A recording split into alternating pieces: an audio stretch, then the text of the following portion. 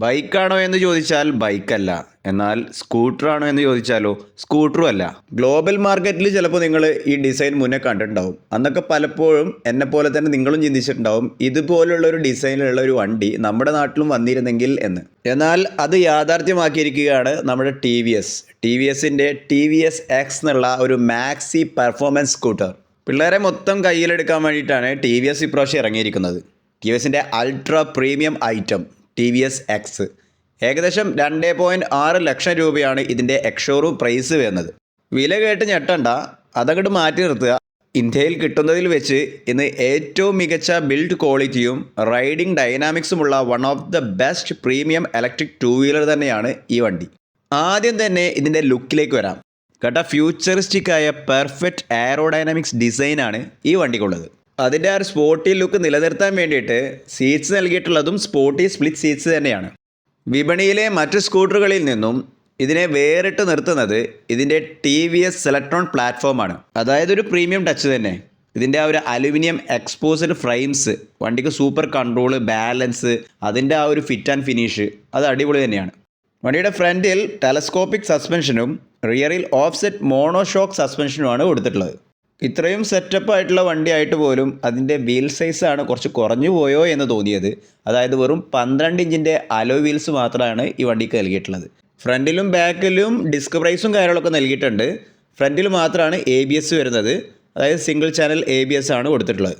വണ്ടിയുടെ ഫ്രണ്ടിലേക്ക് വന്നു കഴിഞ്ഞാൽ ആ ഹെഡ്ലൈറ്റ് തന്നെ കാണാൻ നല്ല ഭംഗിയാണ് കേട്ടോ. ആ ഹെഡ്ലൈറ്റിൻ്റെ 2 സൈഡിലും ചെറിയൊരു ലൈറ്റ് കാണാം.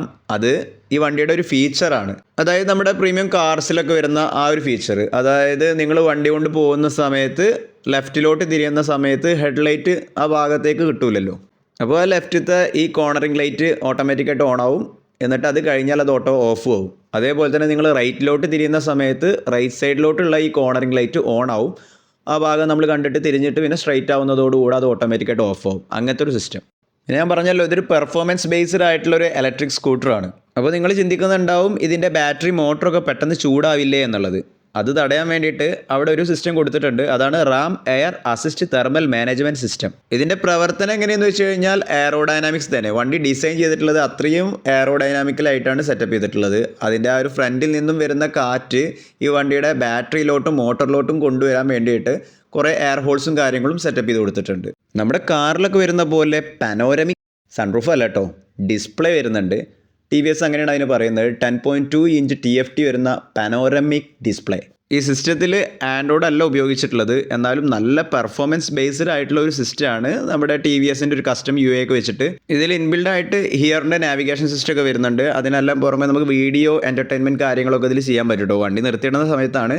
ഇന്ത്യയിലെ ആദ്യത്തെ ഇലക്ട്രിക് ടൂ വീലർ വിത്ത് ആൻഡ്രോയിഡ് ഓട്ടോ ആണ്. അതായത് നമ്മുടെ കാറുകളിലൊക്കെ വരുന്ന ആ ഒരു ഫീച്ചർ ആൻഡ്രോയിഡ് ഓട്ടോ. ഈ സിസ്റ്റത്തിൽ ആൻഡ്രോയിഡ് ഓട്ടോ സപ്പോർട്ട് ചെയ്യുന്നുണ്ട്. നമുക്ക് ഫോണൊക്കെ ഡയറക്റ്റ് പെയർ ചെയ്യാം. നാവിഗേഷനും കാര്യങ്ങളും ഫോണിലുള്ള ആപ്ലിക്കേഷൻസൊക്കെ അതിൽ നമുക്ക് യൂസ് ചെയ്യാം. ഇതിൻ്റെയൊക്കെ സൗണ്ട്സ് കേൾക്കണ്ടേ? ആ സൗണ്ട്സ് കേൾക്കാൻ വേണ്ടിയിട്ട് താഴെ സ്പീക്കേഴ്സ് നൽകിയിട്ടുണ്ട്. ഓല ഉപയോഗിക്കുന്നവർക്ക് അറിയാം ആ ഒരു കീലെസ് എൻട്രിയെ കുറിച്ചിട്ട്. വണ്ടിയിൽ ആ ഒരു നമ്പേഴ്സൊക്കെ ക്ലിക്ക് ചെയ്തിട്ട് വണ്ടിയുടെ UI ഓണാവും. പിന്നെ വണ്ടി സ്റ്റാർട്ട് ചെയ്ത് പോകുന്ന ആ ഒരു സിസ്റ്റം.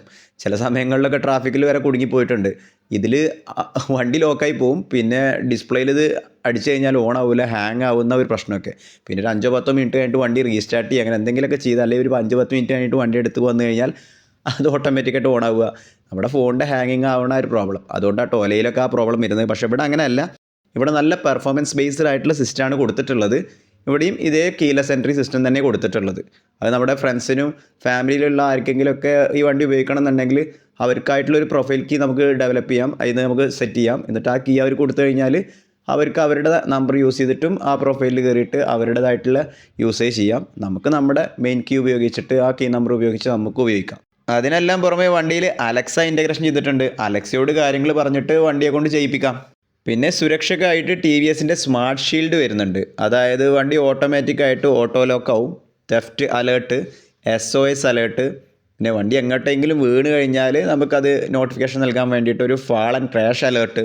ഇതിലെ ബാറ്ററി ടെക്നോളജി വരുന്നത് നിക്കൽ മാഗ്നീസ് കോബാൾട്ട് ടെക്നോളജി, അതായത് NMC ബാറ്ററി ടെക്നോളജി. 4.4 കിലോവാട്ടാണ് വരുന്നത്. വണ്ടിയുടെ IDC റേഞ്ച് കമ്പനി പറയുന്നത് 159 കിലോമീറ്ററാണ്. അപ്പോൾ റിയൽ വേൾഡ് എന്തായാലും ഒരു 120-130 ഒക്കെ നമുക്ക് പ്രതീക്ഷിക്കാം. ടോപ്പ് സ്പീഡ് കമ്പനി പറയുന്നത് 110 km/h ആണ്. ഇതിൻ്റെ പീക്ക് പവർ വരുന്നത് 11.7 കിലോ വാട്ടാണ്. അതായത് ഏകദേശം 15.7 ഹോഴ്സ് പവർ ആണ് ഈ വണ്ടിക്ക് വരുന്നത്.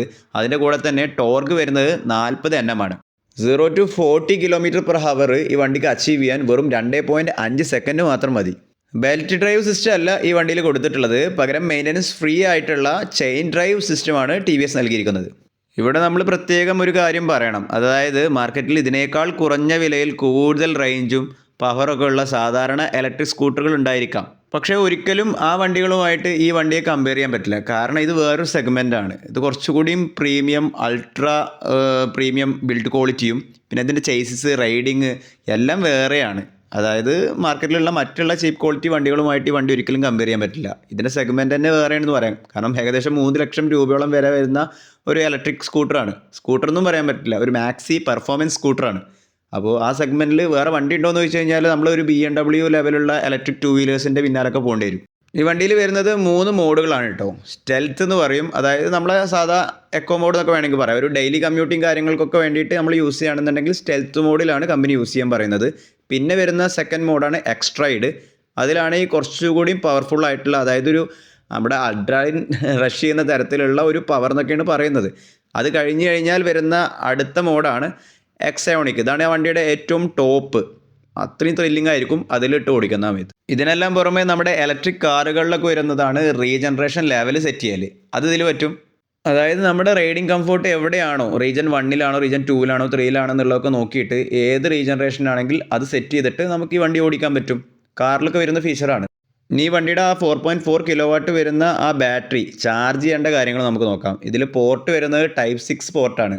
അതായത് അൾട്രാ വയലറ്റ്, സിമ്പിൾ എനർജി, നമ്മുടെ പഴയ ഓല, ഇതിലൊക്കെ വരുന്നത് ആ പോർട്ടാണ്. അത് തന്നെയാണ് ഈ വണ്ടിയിലും കൊടുത്തിട്ടുള്ളത്. അപ്പോൾ ഫാസ്റ്റ് ചാർജിങ്ങും ഇതിന് സപ്പോർട്ട് ചെയ്യും എന്നുള്ള കാര്യം നമ്മൾ ആലോചിക്കാം കേട്ടോ. അവന് ഈ വണ്ടിയുടെ കൂടെ 950 വാട്ട്സ് വരുന്ന ഒരു പോർട്ടബിൾ ചാർജർ നൽകുന്നുണ്ട്. അത് വെച്ച് നമ്മൾ വീട്ടിൽ നിന്ന് ചാർജ് ചെയ്യുകയാണെന്നുണ്ടെങ്കിൽ 0 മുതൽ 80% വരെ ചാർജ് ആക്കാൻ 3.5 മണിക്കൂറാണ് സമയമെടുക്കുന്നത്. Fast charging, public fast charging support ചെയ്യുമോ എന്നുള്ള കാര്യം അറിയില്ല. പക്ഷേ കമ്പനി എന്തോ ഒരു 3 കിലോ വാട്ടിൻ്റെ ചാർജർ പ്രൊവൈഡ് ചെയ്യുന്നുണ്ടെന്ന് പറയുന്നുണ്ട്. ഇനി അത് വെച്ച് നമ്മൾ ചാർജ് ചെയ്യുകയാണെന്നുണ്ടെങ്കിൽ ഏകദേശം 1.5 മണിക്കൂർ കൊണ്ടൊക്കെ വണ്ടി ഫുൾ ചാർജ് ആയി എടുക്കാം. ചുരുക്കം പറഞ്ഞാൽ ഒരു കിടു വണ്ടി. ആ 2.6 ലക്ഷം രൂപ എന്നുള്ള ആ വില മാത്രം മാറ്റങ്ങൾ നിർത്തിയാൽ ലുക്കിലും പ്രീമിയം ക്വാളിറ്റിയും പെർഫോമൻസ് അങ്ങനെ എല്ലാ കാര്യങ്ങളും വെച്ച് നോക്കുകയാണെന്നുണ്ടെങ്കിൽ ഇന്ന് ഇന്ത്യൻ മാർക്കറ്റിൽ കിട്ടുന്ന ഒരു അൾട്രാ പ്രീമിയം മാക്സി സ്കൂട്ടർ തന്നെയാണ് TVS X. നിങ്ങളുടെ വിലയേറിയ അഭിപ്രായം, നിങ്ങൾക്ക് ഈ വണ്ടി പറ്റിയോ, ഈ വണ്ടി വാല്യൂ ഫോർ മണി ആണോ, ഈ വില അത്യാവശ്യം കയറിപ്പോയോ എന്നുള്ളത് എനിക്ക് തോന്നുന്നുണ്ട്. അത്യാവശ്യം വില കൂടി പോയോ എന്നുള്ളത് തോന്നുന്നുണ്ട്. അപ്പോൾ അതുപോലെ നിങ്ങൾക്ക് എന്തെങ്കിലും തോന്നിയിട്ടുണ്ടോ? ഇനി ഇതിലും വാല്യൂ ഫോർ മണി ആയിട്ടുള്ള മറ്റുള്ള ഏതെങ്കിലും ഇലക്ട്രിക് സ്കൂട്ടറാണ് നിങ്ങൾ ചൂസ് ചെയ്യാൻ മറ്റുള്ളവരോട് പറയുന്നുണ്ടെങ്കിൽ വീഡിയോയുടെ താഴെ വന്നിട്ടൊക്കെ ഒന്ന് കമൻറ്റ് രൂപത്തിൽ അറിയിക്കുക. അല്ല ഇതന്നെയാണ് ഇപ്പോഴത്തെ ഇലക്ട്രിക് സ്കൂട്ടറുകൾ വെച്ചിട്ട് അടിപൊളി ഒരു ഇലക്ട്രിക് സ്കൂട്ടർ എന്നാണെങ്കിൽ അതും നിങ്ങൾക്ക് വീഡിയോയുടെ താഴെ വന്നിട്ട് കമൻറ്റ് രൂപത്തിൽ അറിയിക്കാം. അപ്പോൾ നമ്മുടെ വീഡിയോ നിങ്ങൾക്ക് ഇഷ്ടപ്പെട്ടിട്ടുണ്ടെങ്കിൽ ലൈക്ക് അടിക്കാനും സബ്സ്ക്രൈബ് ചെയ്യാനും മറക്കരുത്. അടുത്ത വീഡിയോയുമായി നമ്മൾ തമ്മിൽ കണ്ടുമുട്ടുന്നത് വരെ I am going to signing off. This is your friend Fasi Muhammad.